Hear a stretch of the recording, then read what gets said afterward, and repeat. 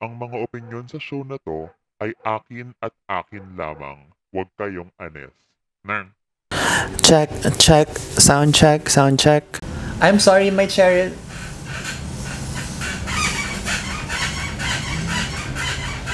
This chair. Squeaky.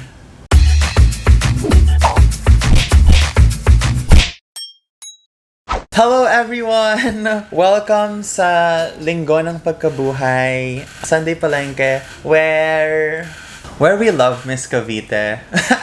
I just love Miss Kavite. What happened this week? Let's start with Miss Universe. Let's start with Miss Universe because kanina lang yun nangyari. Congratulations to Miss Rabia Mateo for winning this year's Miss Universe Philippines. I know that you will represent well sa Miss Universe. Love your hair. Hope you win. Also, congratulations to everyone and most especially to the production, to the team, because I don't think it's that easy to mount an event like this in the time of a pandemic. And I know you guys did what you had to do. I don't know why Harry Roque is there. I don't think he is relevant. I don't think someone who defends and represents a known misogynist, sexist, should be judging an event, a competition that celebrates women.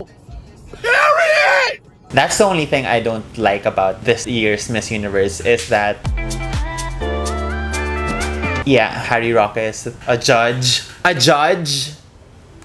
Congratulations to Daddy Case for hosting. You did a great job. F the haters. The one thing I really want to talk about Miss Universe is Miss Cavite. Did she say personality, beauty, and grace? Did she say pixie cut? Oh my god. Let's look at some of her iconic moments during this year's Miss Universe. And although she did not win, she really won my heart and my attention. Okay, first let's go to her prelims, her introduction and interview. I'm Billy Hackinson. I'm representing Cavite. I work as a flight attendant and I've been flying for 4 years now. I am a dog person. I love to cook. I love staying at home. And I'm a bisexual and I'm proud to be here. Yes! It's the coffee. It helped. I love her. She openly said that she was bisexual. I did see a statement from her that she did not come out. In an interview, she did say that she did not use Miss Universe Philippines as a chance to come out, but to reiterate her truth, which is, so admirable of her. Coming out as bisexual really garnered a lot of attention, lalo na from people who are not that educated about Soji.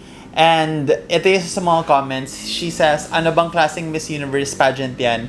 Bakit wala na bang tunay na babae panlaban ang Pinas, tibu pa kukuhanin? I don't want to blame her for her ignorance and her lack of knowledge about, bisexuality and, Soji in general.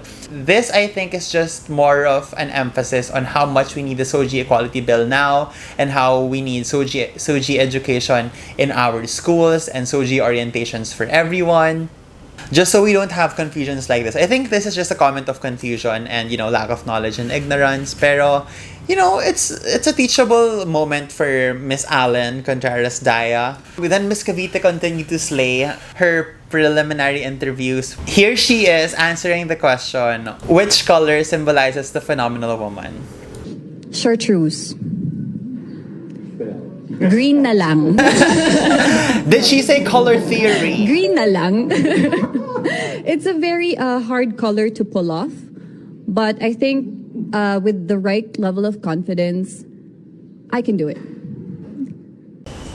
And she did. For you guys who don't know what chartreuse is, if you remember LimeWire from before, it's the color of the gradient from LimeWire. I think that's chartreuse. And there's chartreuse green and yellow from what I remember from school. So kaya it's nice that she said chartreuse and then she said green. Just to follow up that it's chartreuse green. And then she walks the runway with such elegance.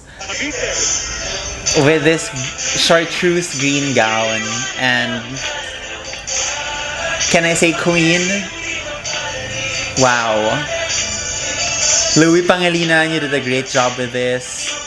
The draping from the shoulder to the waist, the cross draping is amazing. The lace work, elegant, clean. Hindi siya overkill of lace and beading. And the train, the way it blends from the draping to the lace. Classy. Classy. That was amazing. Amazing gown. Amazing. Ang ganda rin ng hair niya.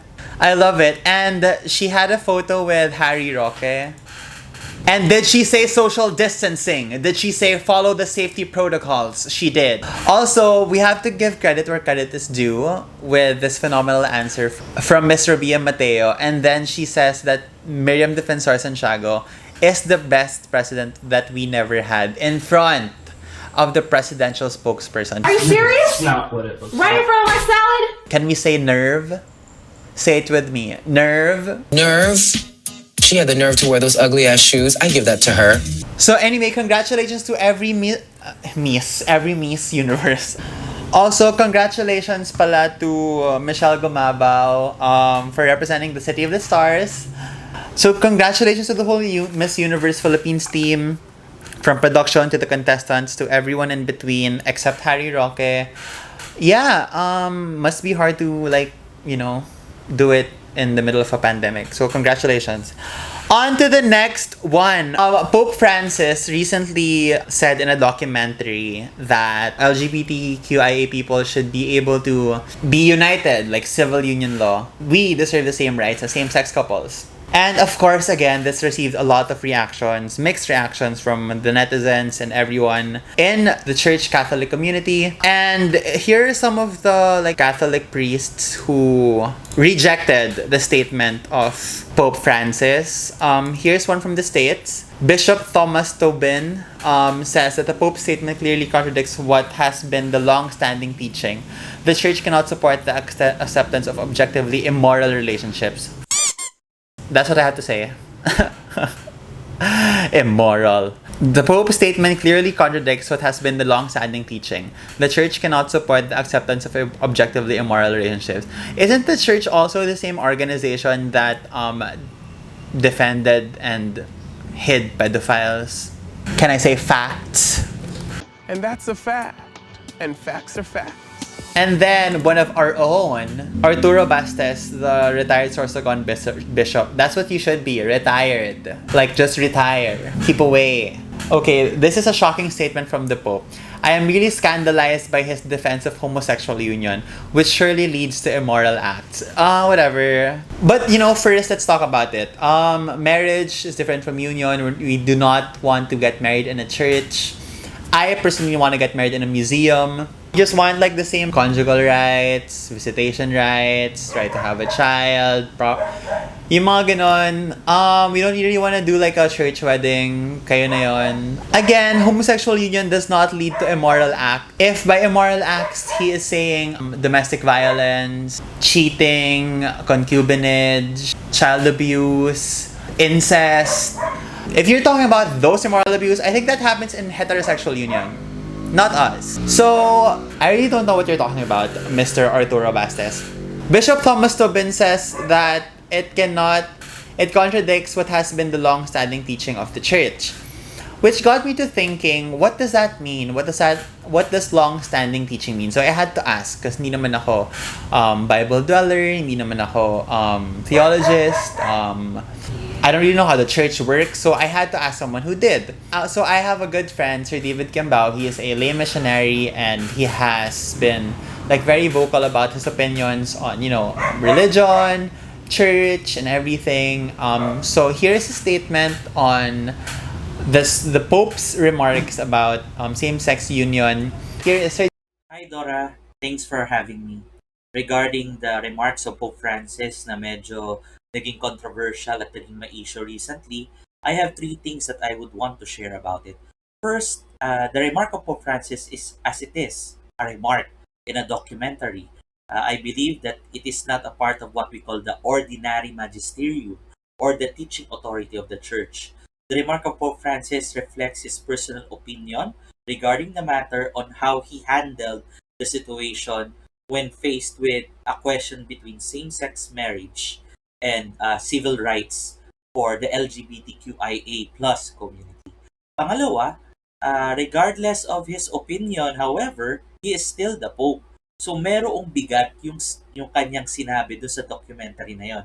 However, we cannot go assuming that it has already changed church teaching. Kasi although valid yung statement niya bilang Santo Papa, bilang si Pope Francis, it doesn't necessarily mean na pwede niyang baguhin or binabago na niya ang turo ng simbahan. Kasi according sa turo ng simbahang Katolika, that all teaching in the church should be read in continuity, tuloy-tuloy. Hindi siya pwedeng teaching na nagko-contradict sa isa't isa. As time goes by, as we develop in age and in understanding, the church believes that what it knows and teaches before remains relevant, pero nagkakaroon tayo ng wider understanding. So, ibig sabihin, lahat ng turo at sinasabi ng Santo Papang Francisco ngayon, kailangan natin basahin in continuity kung ano ang tinuro before. Hindi siya pwede mag-break. Yun yung turo ng Catholic Church. Pero what he is doing right now, he is expounding upon. Pinapalawig niya yung pagkakaintindi natin. Sa kasong ito, ang pinag-uusapan natin dito ay yung karapatan ng mga tao, ng mga individual. Kasi para sa simbahan, ang turo naman ng simbahan that there should be no discrimination against people with same-sex attraction. And for the church, klaro to. Ngayon, kung paano to i-apply, magkakaiba na ang perspective at understanding ng iba't ibang tao tungkol dito. Isa sa mga kailangan natin maintindihan na hindi ito katulad ng ginagawa ng media na biglang nagbago na ng turo ang simbahan. Hindi siya ganun kasimple. It takes a long time before the church definitively teaches something new or teaches something new that was already taught pero ngayon lang naintindihan ng mas buong-buo. So at the end of the day, marami kasing pwedeng maging interpretation regarding sa sinabi ni Pope Francis. Maganda kung magsalita mismo ang Vatican. Kasi ang rami nagkiklaim ngayon sabi niya ganito ang meaning, sabi ng iba ganito ang meaning. Maganda kung sa Vatican mismo manggaling at sa Santo Papa mismo nanggaling. Ano ba ang gusto niyang sabihin? Pero kahit man may kaguluhan doon, sigurado ako sa isang bagay. Para sa simbahang Katoliko, minamahal niya lahat ng tao, ni-welcome niya ang lahat, papunta sa kanya, at sana walang diskriminasyon, at naniniwala ang simbahan na makakahanap tayo ng common ground kung ano ang pwede nating paglakbayan ng sabay para sa pagmamahal ng Diyos. Yun lang, salamat. So yun, I hope you guys understood. If you didn't, just rewind it. It took me like 3 watches to digest kung ano yung sinasabi ni Sir David. It's about continuity and it's not changing what the church is teaching. It's only like expanding how we understand the teachings of, the Bible, Jesus Christ, whoever. So if you still don't like what the Pope said, kayo na mag-Pope. So to Pope Francis, thank you for being like more progressive and accepting new ideas because that's what we need from older people. Okay, next, just a quick pass on this. Celine Pialago went to the NBI to file for cyberbullying. WeCast. Ateneo, one of your alumni. Speaking of alumni, si Dushel, oh God. Dushel. The only Dushel I like is Dushel Pangilinan. Char. Si Dushel was, naging representative siya ng Duterte Youth, the most youthful, most progressive group in the Philippines. Paki-add na lang si Dushel sa mga graduates ng UP na ayaw natin. Okay, Q&A time. Who are your top 3 UP alumni disgraces? Disgrace? Answer down below. Top 3. Give me your top 3. And mine is... Alam nyo na yan. So, as you guys know, I am from UP Diliman. I am from the College of Home Economics, where Dushel is also an alumni from. And recently, our student council released a statement regarding Dushel that basically she's a disgrace to our college, that she is not representative of what the college stands for, or 7 educative goals. And this is just like a boss move from the College of Home Economics because I agree, Dushel is not a representative of our college. That's for this week's problematic alumni, Celine Pialago and Dushel Cardema. Also, we all know what happened to Miss Liza Soberano. This week, she got red tagged and she received obvious death threats from Parlade. I don't want to dive into it anymore kasi we all know what went wrong. But what I did pick up from this is that if it can happen to Liza Soberano, a celebrity, an icon, a very popular woman, it can happen to any of us. This puts our life more in danger than ever. So let's all be stronger together. Let's all be braver. Let's be more fearless. This is like giving us more reasons to fight. This is giving us more reasons to stand for what's right. And this gives us more reason to be more vigilant and be more alert on what's happening. Be more involved as well. Miss Liza, I hope you stay strong and I hope you stay vigilant and I hope you stay safe. Okay, now for everyone's favorite segment, I think. Let's head on over to this week's TikTok Trash. TikTok Trash. Okay, there's been a new TikTok trend called Museo de Filipino. Most of them are really, really educational and really like positive and factual.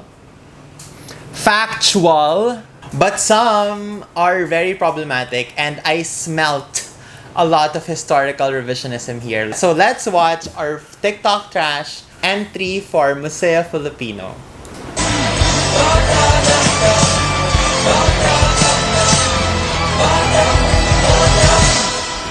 We must do so because a corrupt government is an insult to the entire country. True. Fact. That's a fact. A corrupt government is an insult to the entire country. That's true. Let's move on. Lie. Nation builder. Lie. Doesn't use a cheat sheet. Yes, he didn't use a cheat sheet because he invented the cheat sheet. He cheated a lot. He cheated in the elections. Oh my god. Next. Moving on.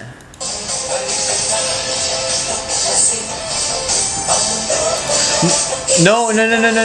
He he declared martial laws to stay in power. What book are you reading? All Filipinos are disciplined in my time? No!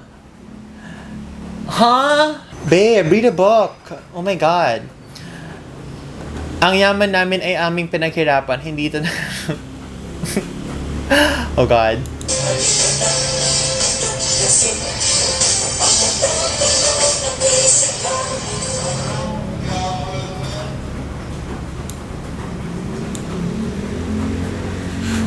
America My Face is saying everything that you need to know.com. Let's open his claims, okay? Tinawag siyang nation builder at ang Pilipinas Tiger of Asia nung siya ay namuno.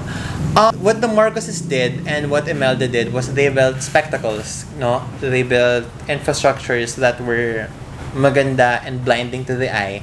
We built these infrastructures during the Marcos era through like very burdensome loans. And parang, correct me if I'm wrong, what happened was, we built these structures and then they borrowed the money to build it and then they declared it as paid, pocketed the money, and then left us to pay for it. I am not an expert on this, like the economy, is the Tiger of Asia true, totoo ba yung dollars, but I will reference links down below. I have invited another good friend of mine from Rappler, an economist, Mr. JC Punong Bayan. So maraming myth pagdating dun sa ekonomiya during martial law. Ang pinakauna dito ay golden age daw ng ekonomiya natin, yung martial law years. Nagkaroon daw ng unprecedented na pagtaas ng incomes yung mga Pilipino during that time. Pero kung susuriin mo yung datos ay hindi ito totoo. In fact, bago yung COVID-19 pandemic, naranasan natin yung pinakamalalang recession ng Pilipinas during the martial law years. Yung income ng average Filipino, bumaba siya noong 1983 at 1984 during the height of the economic crisis at hindi natin nabawi yung ganong klaseng income level hanggang 2003, more than 2 decades later. In fact, bago yung martial law years, yung Pilipinas yung isa sa pinakamaunlad na bansa sa Asia.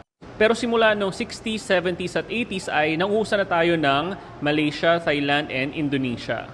At yung economic crisis na yon ay pwede mong i-link dun sa mga policies ni Marcos during his regime. Ayun, thank you, Mr. Punong Bayan. I think when we see content like this on Twitter, TikTok, wherever, we have to like make the effort to correct false information. Because lalo na when it is us, the youth, spreading false information, this is where it gets scary kasi nandito na sa linya natin yung mga naniniwala sa false information. We have to make an effort to correct them. Let's help correct these false information. I'll ask you once again. Fill in the blanks. Marcos is not... Period. This popped up on TikTok. Yeah, kaya nga TikTok trash eh. Kasi TikTok galing eh. Labo mo naman, Dorso. This popped up earlier this week, Monday, about yung sa modules, no? Let's watch it first so we can react. Where is it? Okay, here. 1, 2, 3, and go. Tips para matapos na yung module mo. Sunugin mo.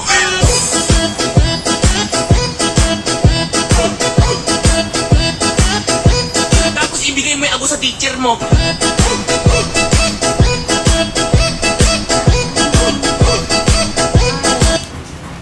Well, if this was supposed to be funny, it's not. But before we move on to react to this, nag-sorry tong guy na to. Nag-sorry siya, ganyan. Hindi to siya yung original sound. So I looked to find where the original sound was. And it's this clip, this creator. Tips para matapos na yung module mo. Sunugin mo.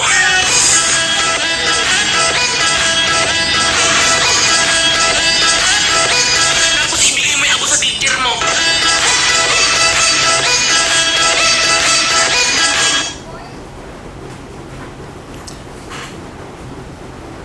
That was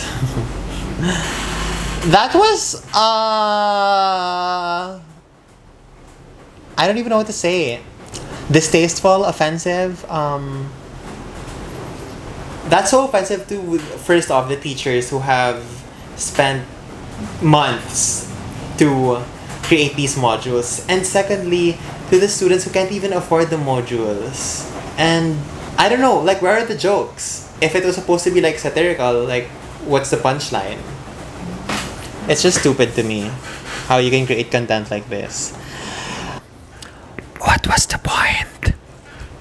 I don't get it. Like, delete your account, uninstall TikTok, and leave. That's my advice to you. Not taking that back. Next. Get out of my FYP. The next TikTok trash is about colorism. This TikTok made my head hurt. I found this last night. Sakit sa ulo. My God. So this is the TikTok, and it was done by a lot of... I am this close to saying ad hominem stuff, but I don't want to do it. Will I be cancelled if I say ad hominem stuff? One of my mottos are, if you get cancelled 7 times, get cancelled the 8th. Charot. I'll just show you the TikTok. Are you ready? 3, 2, 1, and... Hindi daw ako maganda. Maputi lang. Bakit? Kasalanan ko bang hindi ka marunong maghilot, kaya kulay tae ka? Ang mundong tulunod sa inggit. Puro hinta ko magsisipsip. Kapag may bago na ko, antimano tingin na agad Can I have like an ad hominem pass just for this video? Please. Can I have an ad hominem pass? Direct. Wala pala akong direct. Ako pala yung direct. I wanna say so many things. Can I please say it? Not even nasty. I'm just gonna tell them to use lip balm. Like, quit the lip tint and use lip balm. Hydrate. Sabi nga ni Mimi, drink your water, bitch. Drink your water, bitch. Drink your water, bitch. Drink your water. Drink your... Why do you guys only use it on the inside? Like, here lang. Like, why don't you use it like... Why do you guys all look alike? Back to the main point. That was all my ad hominem passes for today. I have been a victim of this before. I used Perla before when I was a kid because I read it whitens the skin. I've been a big fan of Koji before.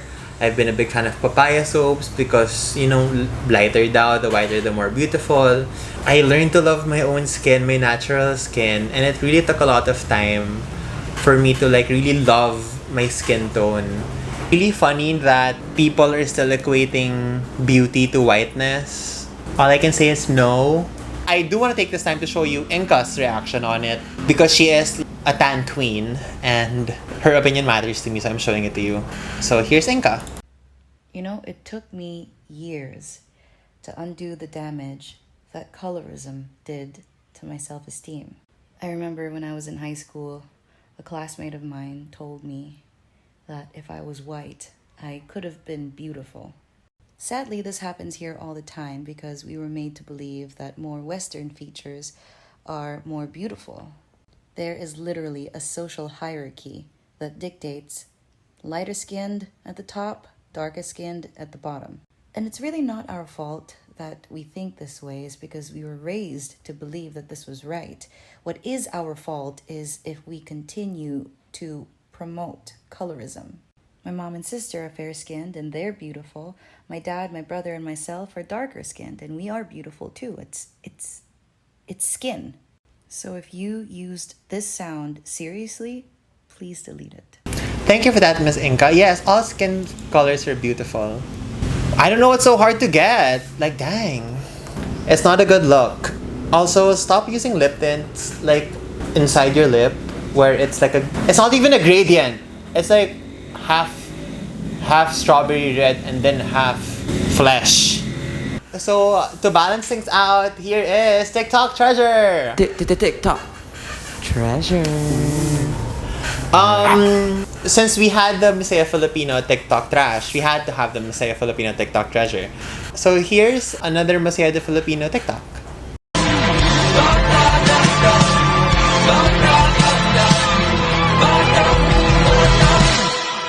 Magsasaka kami, hindi magsasaka lang. Magtanim ay di biro. Isa rin kaming bayani na araw-araw kumikilos para mabuhay ang sambay ng Pilipino. Hindi kami titigil hanggat hindi kami nagwawalan. Ang aming mitino magpantay-pantay. Walang manlalamang, walang mga api. Yan ang sandigan ng aming pamumuhay. Ngunit bakit gobyerno ang pumapatay sa aming magsasaka? Itaas ang presyo ng palay. I've read that one of the top indicators of a rich country is where farmers are paid well, even more than enough. I think we should protect our farmers. We are an agricultural land. I don't know why it doesn't make sense to protect our farmers. And Cynthia Villar, the things I want to say to you. Okay, on his second week on Sunday Palengke for TikTok Treasure. He was here last week and he deserves to be here this week. He was Dora last week and now he's a politician. I enjoyed this so much. Let's watch it together. Oh, tingin-tingin mo dyan. Wala kang basic needs? Wala, asa ka. Ito? Amin to, no? Kaya Rita, ibubulsa namin to. Huwag nga kayong umasa. Magtrabaho nga kayo. Kaya Rita, may lupa ka ba? I super enjoy his content. It's so brave and so satirical. His TikTok handle is @sissy.walk. You guys should give him a follow. Hindi kami makukulong Promise. Salamat, tatay. Tay! Para siyang yung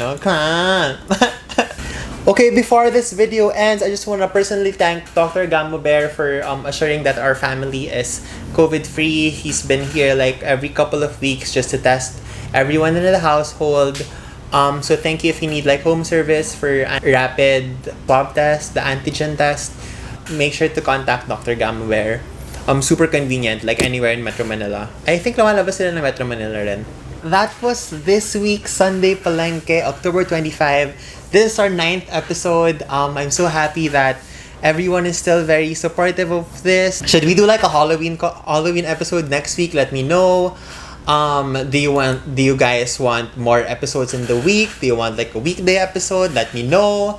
I'll make time for it. I think, yeah, we should do a Halloween episode next week because it is November 1. Next week, shit, November na. Magde-December na. Tapos 2021 na. This was this week's Sunday Palengke. I hope you guys enjoyed. If I missed anything, please let me know down below. Hit like, subscribe, and the bell button. Yuck. Follow me on all my social media channels. Here, I am officially Dora Crybaby on every single platform. Instagram, KUMU, Twitter, and TikTok. I'm Dora Crybaby on all of them, so you can find me easier. Yeah, have a great Sunday. The episode's early tonight, like I promised. Yeah, so thank you for being here this Sunday Palengke. I'll see you next week. Bye!